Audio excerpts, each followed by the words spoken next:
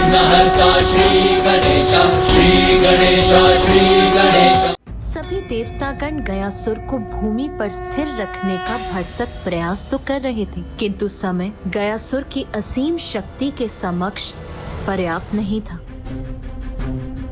यज्ञ की पूर्ण आहुति करनी पड़ती है, इसलिए मुझे भी इस यज्ञ की समाप्ति करनी होगी।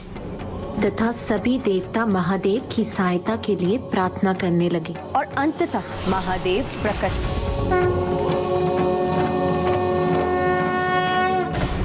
गयासुर नारायण का परम भक्त है, इसलिए इतना बल उसमें नारायण की परम भक्ति से ही उत्पन्न हो रहा है।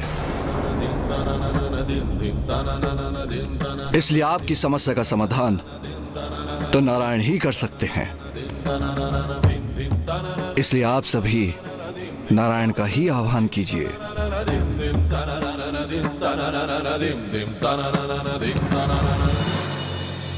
ओम नमो नारायणाय नमः। ओम नमो नारायण नमः। ओम नमो नारायण नमः। ओम नमो नारायण नमः।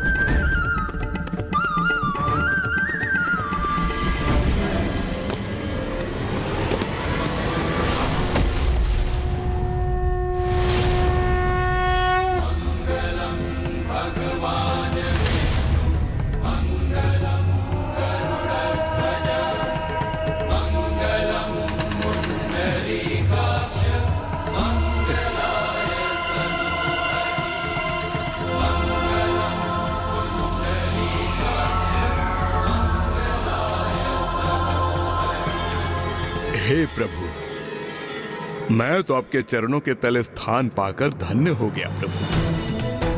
प्रभु, यदि आपकी आज्ञा हो तो मैं पूरा जीवन अचल आपके चरणों के नीचे स्थित रहूं। मैं तुम्हें आदेश देता हूं गयासुर कि तुम धरती में समा जाओ, ताकि कोई भी अपने पापों का प्रायश्चित किए बिना मात्र तुम्हारे निकट आकर मोक्ष न प्राप्त कर सके। प्रभु, मैं आपके आदेश का पालन अवश्य करूंगा।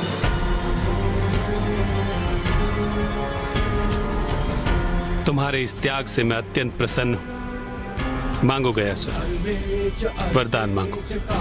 मैं तो आपका भक्त हूं प्रभु, और आपके भक्त को किसी भी स्थिति में मात्र जन कल्याण ही सूझता है। इसीलिए आप मुझे ये वरदान दीजिए कि आप मेरे हृदय में सदैव जब तक सृष्टि रहेगी श्री विग्रह रूप में स्थित रहेंगे प्रभु। और इस क्षेत्र में जो भी अपने पूर्वजों का पिंड दान करेगा उसे सद्गति की प्राप्ति होगी प्रभु।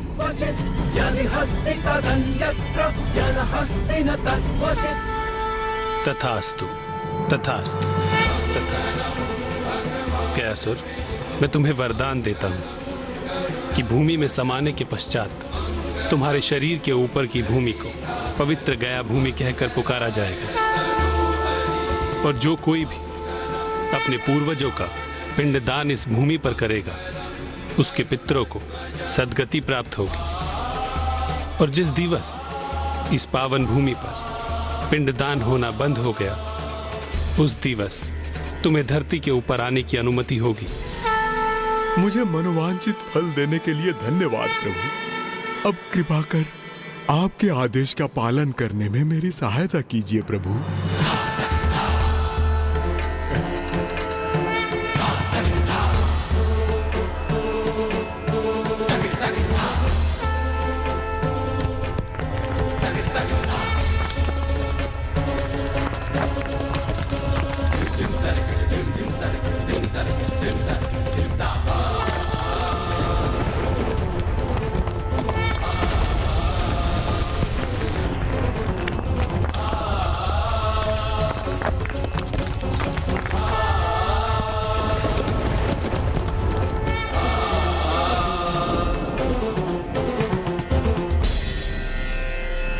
पुत्रों, ज्ञानरी के पिशाच और सुबोध को गया ले जाओ। वहां सुबोध से उसके पिता का पिंडदान करवाओ और उसे पिशाच योनि से मुक्त कराकर ज्ञानरी को दिए अपने वचन को निभाओ। उचित है माता। हमारा मार्गदर्शन करने के लिए आपका धन्यवाद माता। ऋषिवर की अवस्था तो और भी गंभीर होती जा रही है। पानी माँ, ऋषि जगेश्वर तो अत्यंत रुग्ण अवस्था में प्रतीत हो रहे हैं। हाँ पुत्र, ऋषिवर की स्थिति तो बिगड़ती ही जा रही। यदि वो अन्न और जल से वंचित रहे तो शीघ्र ही उनका अंत हो जाएगा और अब उनके जीवन की मात्र 20 श्वासों की अवधि शेष। महादेव महादेव। माँ, यदि हम पिताश्री के काशी आगमन का उपाय नहीं कर सके तो हम सब ब्रह्म हत्या के दोष के भागी बनेंगे।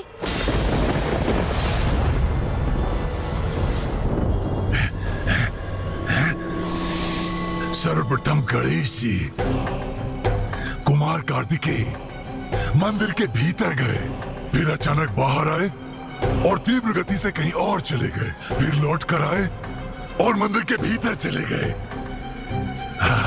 और अभी भी मंदिर के भीतर ही है।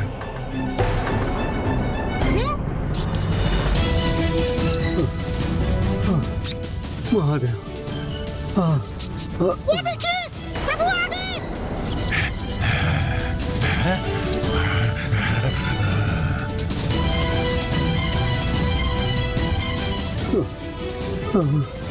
महादेव महादेव।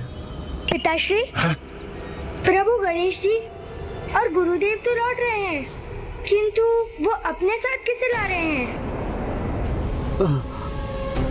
महादेव।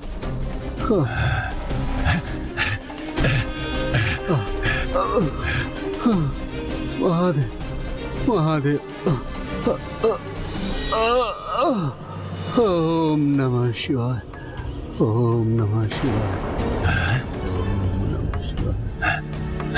ओम नमः शिवाय। ओम नमः।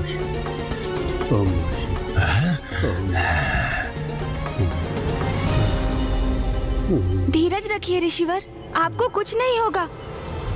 ओम नमः शिवाय। ऋषि है, माता के मंदिर से आ रहे हैं। अवश्य माता ने उन्हें मेरी सहायता के लिए भेजा होगा। ओम नमः शिवाय। प्रभु गणेश जी, गुरुदेव।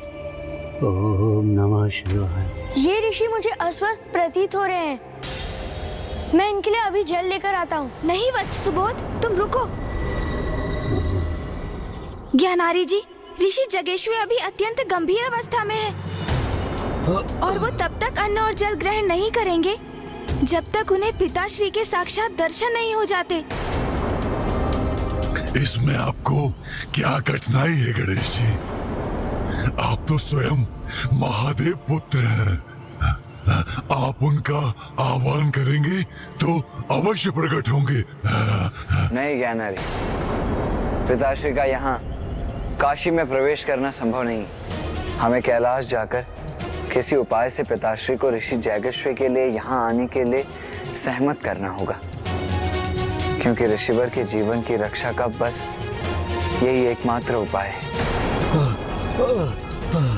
तो फिर मेरी मुक्ति का क्या होगा?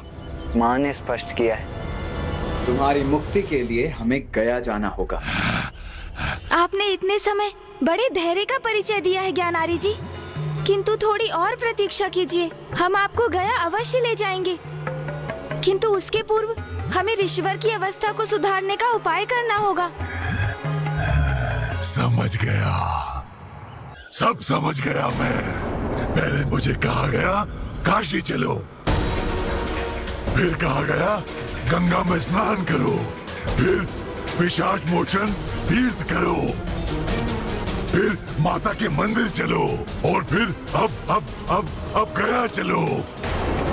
यहाँ चलो, वहाँ चलो, ये करो, वो करो, और अब आप दोनों ने इस ऋषि की अवस्था का दायित्व उठा लिया। इनके प्राण जाने को है तो महादेव के दर्शन होना चाहिए। तो इनके प्राणों की रक्षा होगी। मैं तो पूर्व से ही मृत हूँ और एक मृत पिशाच की समस्या इस जीवित ऋषि के कष्ट से कम महत्वपूर्ण है। मेरी समस्या से ऊपर मैं किसी की समस्या को स्वीकार नहीं करूंगा। ये ऋषि तो स्वयं अपने प्राण त्यागने को आतुर है। ये उनका हट है, तो क्यों ना मैं ही उनकी सहायता कर दूं। मैं ही उनके प्राण ले लेता हूं। जब इनके प्राण ही शेष नहीं रहेंगे तो इनकी समस्या का स्वतः ही अंत हो जाएगा। अब इनकी आत्मा और मुझे दोनों को गया ले जाइएगा और वहां हम दोनों का विधिवत श्राद्ध और पिंडदान करवा दीजिएगा। हम दोनों ही मुक्त हो जाएंगे।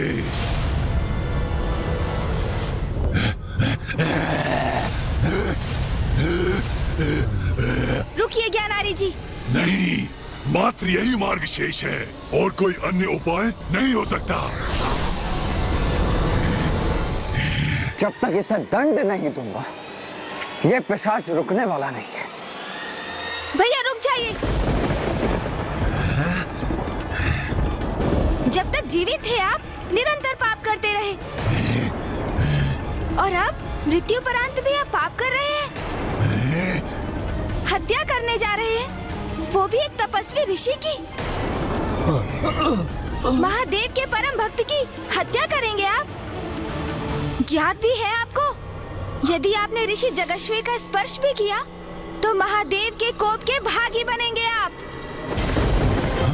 उनकी क्रोधाग्नि भस्म कर देगी आपको।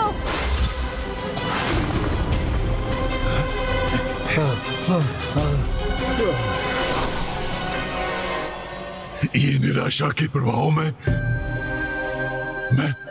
मैं क्रोध के आवेग में बह गया, किंतु मुझे जो चाहिए उसके लिए मुझे कितनी और प्रतीक्षा करनी होगी? ज्ञानारी जी, आपको अपने लक्ष्य की प्राप्ति में विलंब हो रहा है।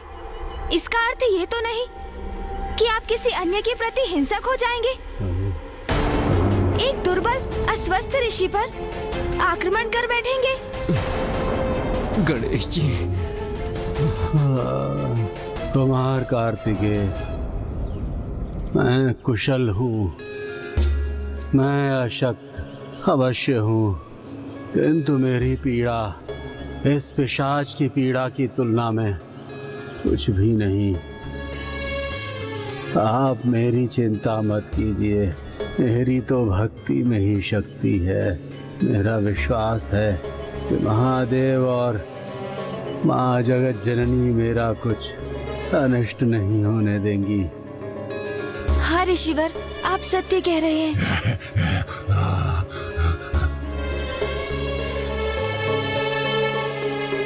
मूषक जी, प्रभु, आप यहीं रुकिए, ऋषिवर के निकट। कैसी आपकी आज्ञा प्रभु? हमें सर्वप्रथम अपना वचन निभाने गया जाना होगा।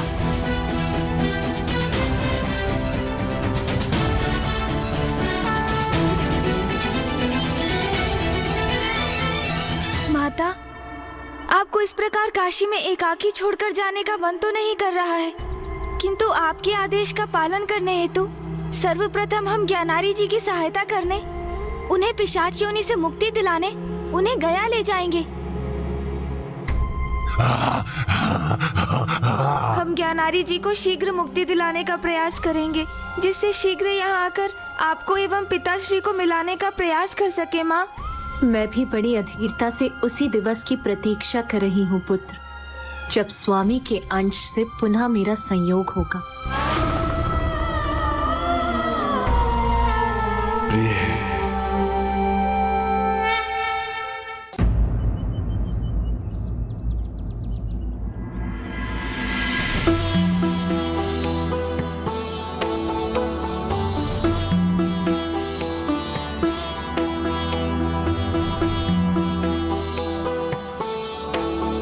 यहाँ मेरे समान मुझे अतृप्त आत्माएं दिखाई दे रही हैं।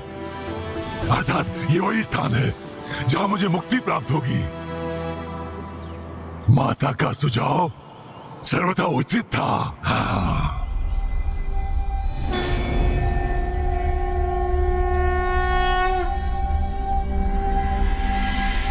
इस आत्मा को मुक्ति दिलाने के लिए हमें श्राद्ध करना होगा, परंतु मुक्ति कितनी आसानी से मिलेगी वो इस बात पे तय होगी कि जिनका पिंडदान हो रहा है वो अपने जीवन काल में कितने पाप किए हैं।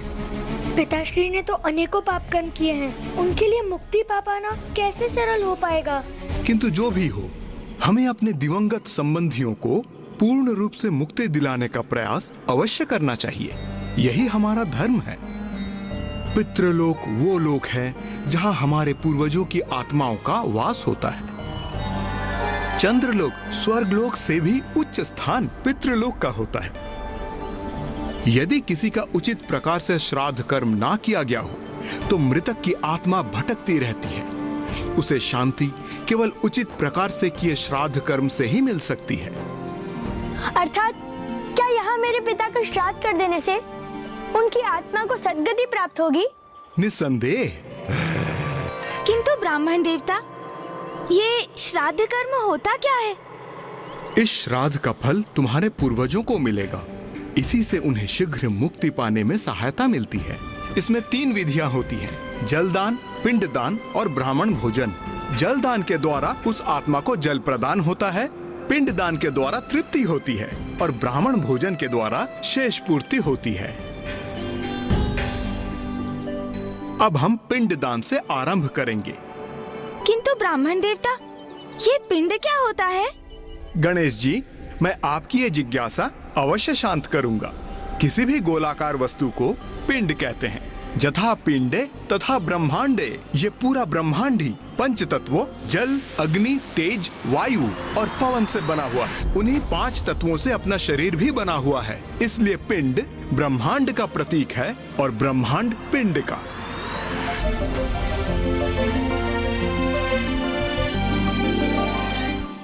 यहाँ तक कि हमारा शरीर भी एक पिंड ही है और पितरों का पिंडदान इसलिए किया जाता है ताकि उनका पिंड अर्थात इस शरीर रूपी पिंड से आसक्ति छूट जाए और वो आगे की यात्रा आरंभ कर सकें और दूसरा पिंड या दूसरा शरीर या मोक्ष पा सकें।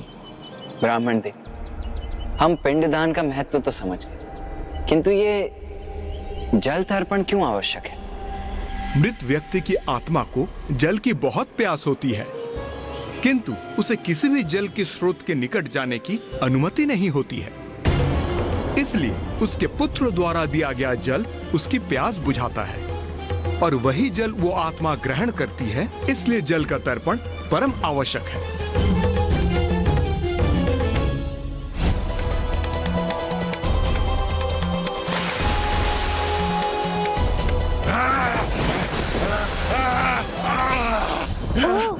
तो इसलिए माता गंगा ने ज्ञानारी जी के पिशाच को अपने जल में प्रवेश करने की अनुमति नहीं दी।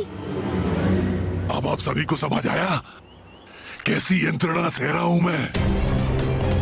इसीलिए तो आपसे बार बार कह रहा हूं, मुझे इस पिशाच योनि के कष्ट से मुक्त कराओ, मुक्त। और पितरों और देवताओं का प्रतिनिधित्व करने वाले 2 ब्राह्मणों को भोजन कराना इसीलिए आवश्यक है क्योंकि देवताओं को महाभोग प्रस्तुत किए बिना तो कोई भी पूजा संपन्न नहीं होती। और ये तो श्राद्ध है और उच्च लोक में स्थित पितृ देवताओं के समान ही होते हैं और इसीलिए पितरों को प्रसन्न करने हेतु उन्हें भोजन प्रदान करना तो अति आवश्यक है। मैं उचित कह रहा हूं ना ब्राह्मण देव? आपने सर्वथा उचित कहा कुमार कार्तिकेय जी। ब्राह्मण देवता, कृपया करके हमें ये भी बताइए कि किसी भी मृत व्यक्ति का पिंडदान कब आरंभ करना चाहिए? मनुष्य की मृत्यु के उपरांत प्रथम दिन से ही पिंडदान प्रारंभ करना चाहिए। किंतु यदि किन्हीं विशेष परिस्थितियों के कारण अथवा अज्ञानतावश कोई अपने निकट संबंधियों का पिंडदान करने में असमर्थ रहा हो तो, जैसा कि ज्ञानारी के साथ हुआ, तो इस भूल को सुधारने का क्या उपाय है? यदि मरणोपरांत किसी का पिंडदान ना हो तो ये अत्यंत दुर्भाग्यपूर्ण है। तब मृत जीव की आत्मा किसी न किसी रूप में आकर अपने संबंधियों को अवश्य सताती है। ब्राह्मण देवता, आप सर्वथा उचित कह रहे हैं। हमारे साथ भी यही हुआ है।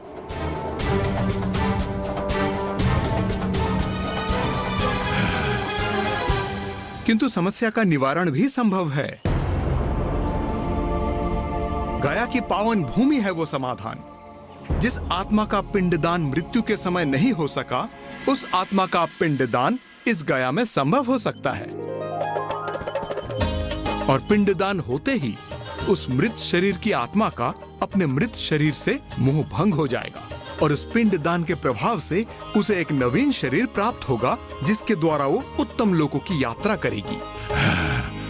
नवीन शरीर अर्थात ब्राह्मण देवता?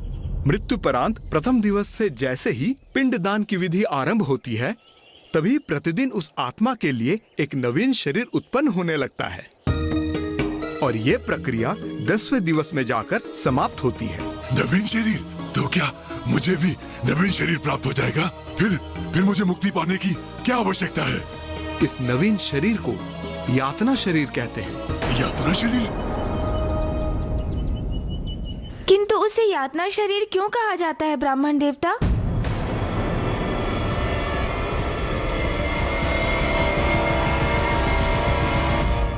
मानव जीवन हमें बार बार प्राप्त नहीं होता, इसलिए इसका प्रयोग लोक कार्य और धर्म के लिए करना चाहिए, क्योंकि जीवन दुरुपयोग हमारी मुक्ति के मार्ग को कठिन बनाता है। For more updates, subscribe to our channel, click the show links and enjoy watching the videos.